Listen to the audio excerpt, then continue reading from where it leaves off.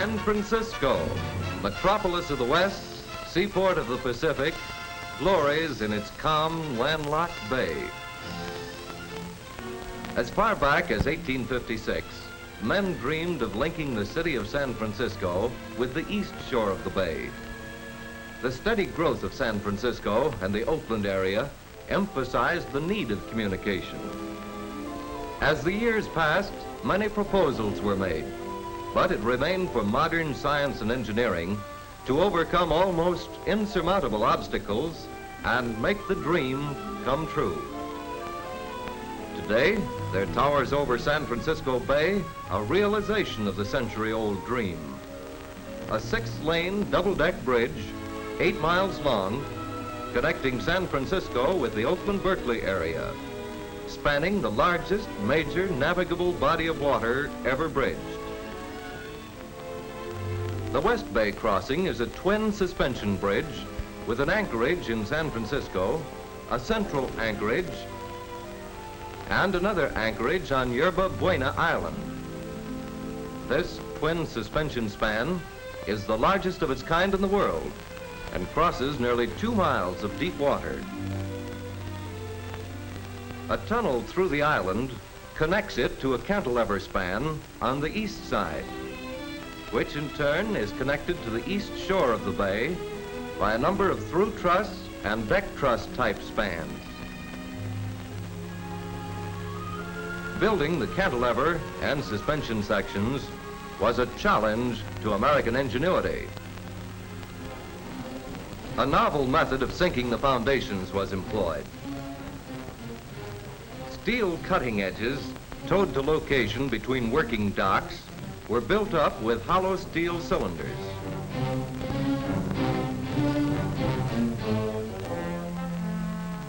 Wooden walls, the work walls, encased the cylinders. New units were added at the top as caisson sinking progressed. This cross-section diagram shows the caisson in position between 2 working docks. Air pressure was maintained in the cylinders to control the sinking as concrete was poured into the spaces between them. On reaching bedrock, the mud was scooped from the cylinders and replaced by a 30-foot concrete seal.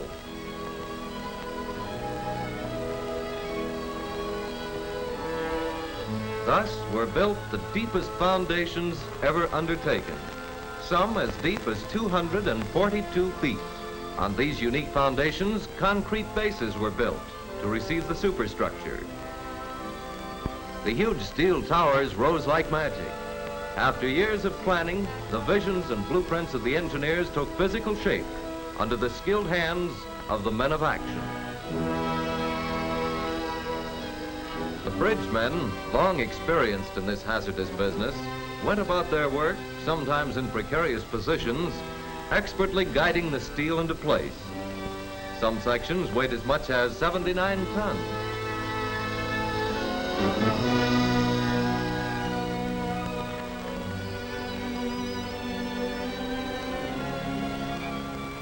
All the steel sections were fabricated at American Bridge Company's plants at Gary, Indiana, and Ambridge, Pennsylvania.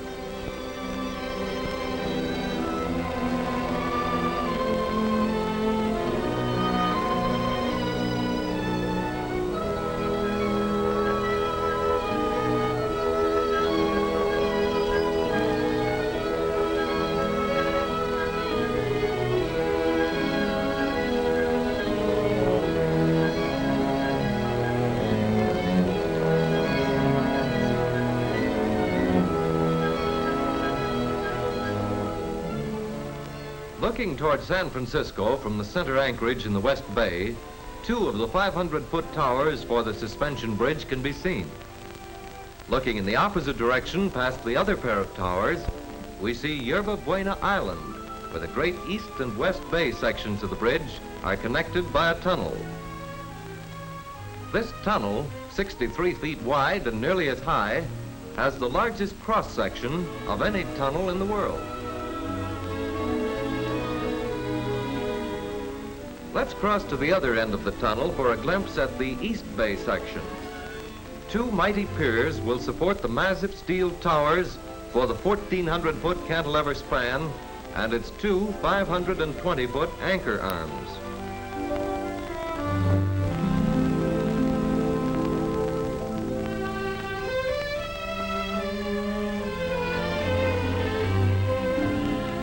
High above the waters of the bay, the fabricated steel sections swing into place with infinite care and precision. Building the third longest cantilever span in the world, the longest in the United States, was the bridgemen's toughest job.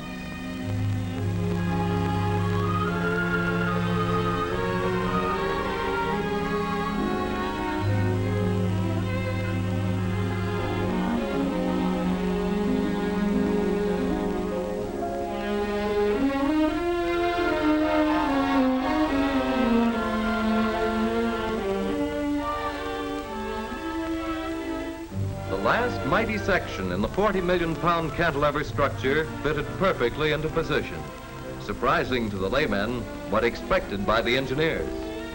The remainder of the East Bay crossing to Oakland consisted of through truss and deck-type spans. Back on Yerba Buena Island, work is being completed on the cable anchorage for the second of the West Bay twin suspension spans. Steel eye bars and a wedge-shaped mass of concrete have been firmly embedded in the rock of the island. More eye bars, sunk deep in 130,000 tons of concrete in San Francisco's Rincon Hill, form the western anchorage. The 340,000-ton center pier, with its steel A-frame and eye bars, is ready to serve as a common cable anchorage for the twin suspension spans. While signs and sentinel launches keep bay traffic away from danger, the catwalk ropes are drawn into place. A huge reel of USS American Tiger brand wire rope at a tower base feeds out above the water toward the center anchorage, 1,160 feet away.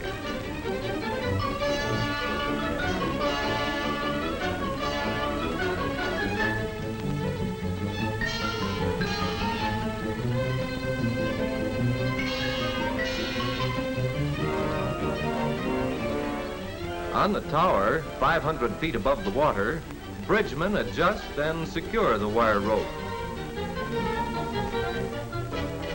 To provide a firm, safe footing for the bridgemen, a special type of catwalk was designed.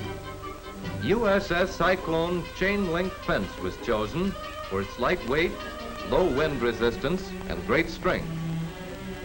This bundle of Cyclone fence will cover a distance of 100 feet.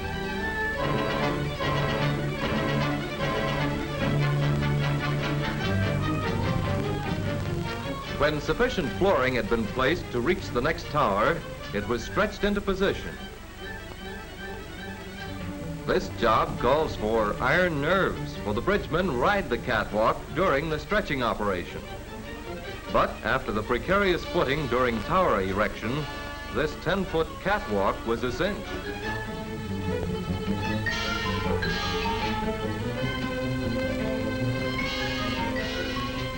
Fun, but with a serious purpose, to keep the wire mesh sliding freely as it is stretched over the steel ropes. San Francisco Bay looked like this from the catwalk. Far below, the old ferry boats plow stolidly along, soon to be replaced by trains of electric cars, automobiles and trucks, rolling in an endless stream across the bridge that soars above.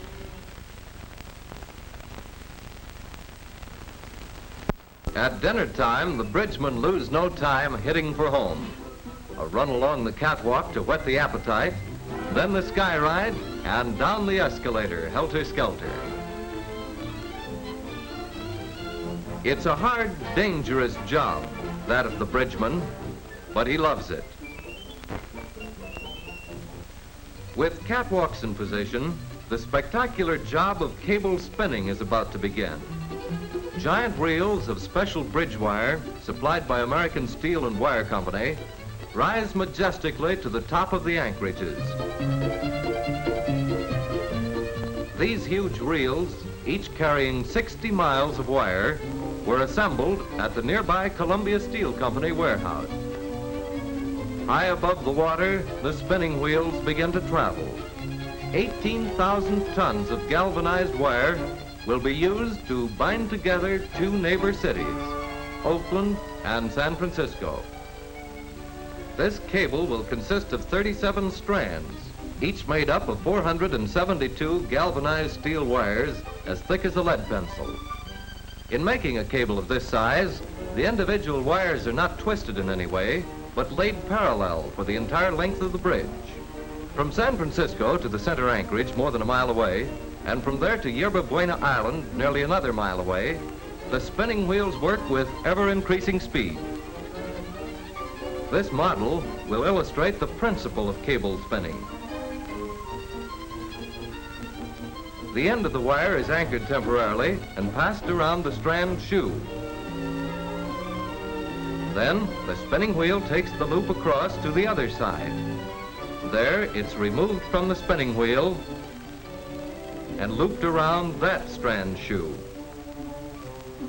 This is repeated until a sufficient number of wires have been laid. Then, the wire is cut and spliced to the beginning end.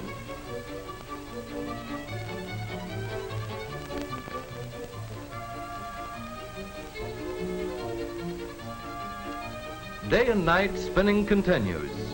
Down plunge the spinning wheels toward the island anchorage.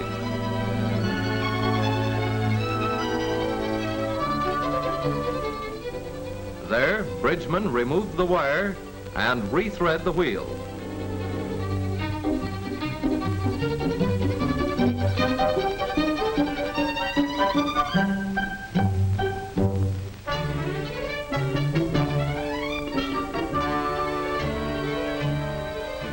Four cable wires are placed on every trip. Let her go!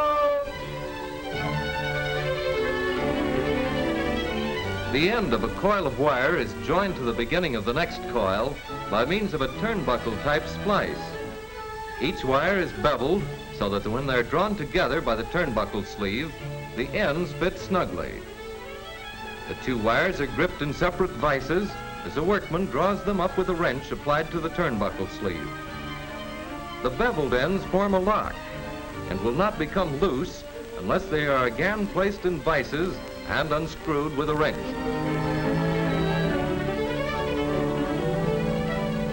Two spinning wheels operate on each hauling rope.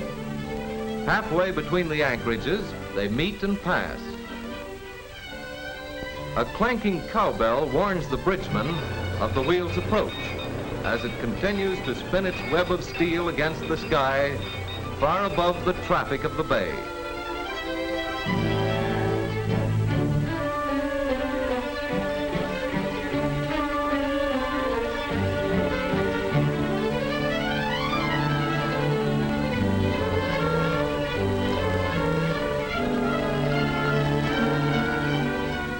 When spinning was completed, the compactor went into action. 6 75-ton jacks in this machine squeeze and bind the strands into a mighty cable 28 3/4 inches in diameter.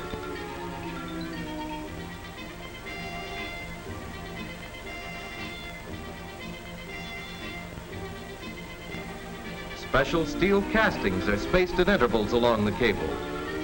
Each carries 2 pairs of steel suspender ropes, cut to length and pre-stressed to support the bridge deck. Barges, controlled by radiophones, carry the massive prefabricated truss units, some weighing 200 tons, out into the bay to be hoisted into place by traveler cranes.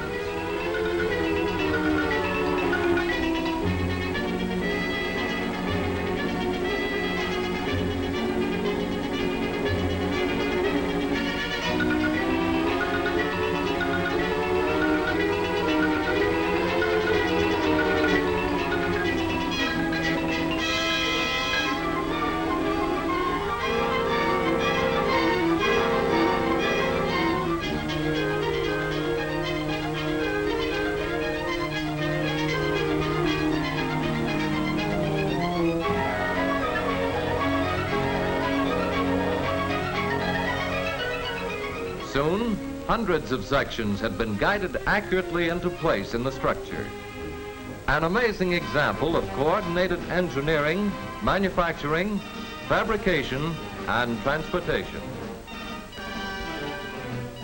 The work of the bridgemen is completed. The rugged men of steel are ready to move on to the next job, wherever it may be, of drawing together the people of the world. When they leave, the romance of bridge building leaves with them. These men of skill and courage are the adventurers whose work and sweat and toil have constructed a mighty edifice, woven a web of dreams into a web of steel.